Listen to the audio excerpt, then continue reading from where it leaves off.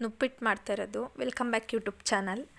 ಅದಕ್ಕೆ ಹಸಿ ಟೊಡ್ಸೋದು ಅಂದರೆ ನಾವು ಅಕ್ಕಿ ತೊಳೆದು ಒಣಗಾಕಿರ್ತೀವಲ್ಲ ಅದನ್ನ ಒಂದು ಸ್ವಲ್ಪ ಬಿಸಿ ಮಾಡ್ಕೋಬೇಕು, ಇಲ್ಲಾಂದರೆ ಹಸಿ ಹಸಿ ಸ್ಮೆಲ್ ಬರುತ್ತಂತೆ. ನಮ್ಮಮ್ಮ ಹಂಗಂದರು, ಅದಕ್ಕೆ ಬಿಸಿ ಮಾಡ್ತಾವ್ರೆ. ಅಕ್ಕಿನ ನಾವು ಎಷ್ಟು ಹಾಕಿದ್ದೀವಿ ಅಂದರೆ 2 ಸೇರು 3 ಪಾವು ಹಾಕಿದ್ದೀವಿ.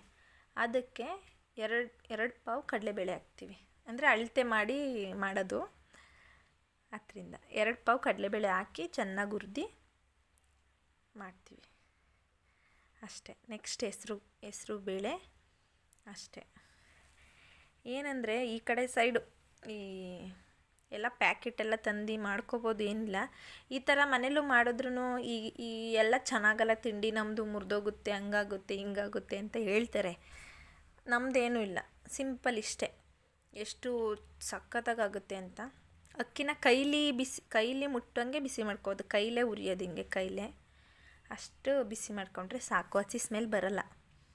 ಇದನ್ನ ಕಡಲೆಬೇಳೆನ ಫುಲ್ಲು ಕೆಂಪುಗಾಗಂಗೆ ಉರಿಬೇಕು. ಇದನ್ನ ಕಡಲೆಬೇಳೆನ ಎಲ್ಲ ಕಡಲೆಬೇಳೆ ಜಾಸ್ತಿ ಹಾಕಿದ್ರೆ ಕಲ್ಲಂಗೆ ಆಗುತ್ತೆ.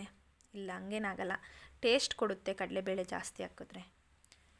ಇಷ್ಟಕ್ಕೆ ಇಷ್ಟು ಅಳತೆ, ಇಷ್ಟು ಪ್ರಮಾಣ ಅಂತ ಹಾಕೋತೀವಿ ನಾವು. ನೋಡಿ, ಈ ಥರ ಕೆಂಪಗೆ ಬರೋ ಹಂಗೆ ಹುರ್ಕೋಬೇಕು ಚೆನ್ನಾಗಿ. ಇದಾದಮೇಲೆ 2 ಪಾವನ್ನು ಹುರ್ಕೋತೀವಿ. ನೆಕ್ಸ್ಟು ಹೆಸ್ರು ಬೇಳೆನೂ ಒಂದು ಪಾವು ತೊಗೊಂಡು ಅದನ್ನು ಸೇಮ್ ಅದೇ ಥರ ಮೆಥಡಲ್ಲೇ ಹುರ್ಕೋಬೇಕು. ಅದನ್ನೂ ಹುರ್ಕೊಂಡ್ಮೇಲೆ ಆಗುತ್ತೆ. ಒಬ್ಬೊಬ್ಬರು ಇದು ಹಾಕಿದ್ರೆ ಕಲ್ಲಾಗುತ್ತೆ, ನೀಟಾಗಿ ಬರೋಲ್ಲ. ಆಮೇಲೆ ಬಿಸಿಲಲ್ಲಿ ಮಾತ್ರ ಒಣಗಾಕ್ಬಾರ್ದು ಅಕ್ಕಿನ, ಆವಾಗ ಬಿಸಿಲಲ್ಲಿ ಒಣಗಾಕಿದ್ರೆ ಆಗುತ್ತೆ. ಅಮ್ಮ ಆಗಲೇ ಕಡಲೆ ಎಲ್ಲ ಹಾಕಿದ್ರು. ನಾನು ಅಳತೆ ನೋಡಿ ಹಾಕಬೇಕು ಕಣಮ್ಮ, ಹಂಗೆಲ್ಲ ಹಾಕ್ಬೇಡಿ, ವೀಡಿಯೋ ಮಾಡ್ತಾಯಿದ್ದೀನಿ ಅಂದ್ಬಿಟ್ಟು ತಿರ್ಗಾ ಇಷ್ಟು ಹಾಕಿದ್ರಲ್ಲ ಅಷ್ಟೇ ಹಾಕಿ ತೋರಿಸ್ತಾಯಿದ್ದೀನಿ ನಿಮಗೆ. ಅಷ್ಟೇ ಹಾಕಿದ್ದು ನಾವು ಕಡಲೆನ ನುಪ್ಪಿಟ್ಟಿಗೆ. ಅದು ಚಕ್ಲಿಗೆ ಹುರಿತಾ ಇರೋದು, ನಾನು ನುಪ್ಪಿಟ್ಟಿಗೆ ಹುರಿತಾ ಇರೋದು ಅಂತ ಉದ್ದಿನ ಬೇಳೆನ ವೀಡಿಯೋ ಮಾಡಿದೆ. ನೆಕ್ಸ್ಟ್ ಇದಕ್ಕೆ 10 ಒಣಮೆಣ್ಸಿನ್ಕಾಯಿ ಹಾಕ್ಕೋಬೇಕು. 10 ಒಣಮೆಣ್ಸಿನ್ಕಾಯಿ, ಚಕ್ಕೆ ಲವಂಗ ಹಾಕ್ಕೊಂಡ್ರೆ ಮುಗೀತು ಇದ್ದದ್ದು. ಇಷ್ಟೇ, 20 ಲವಂಗ ಐತೆ, ಒಂದು ಸ್ವಲ್ಪ ಚಕ್ಕೆ ಅಷ್ಟೇ, ಇನ್ನೇನೂ ಇಲ್ಲ. ಅದು ಒಡ್ಸಾದ್ಮೇಲೆ ನಿಮಗೆ ಮುಂದಕ್ಕೆ ವೀಡಿಯೋ ಮಾಡಿ ಹಾಕ್ತೀನಿ.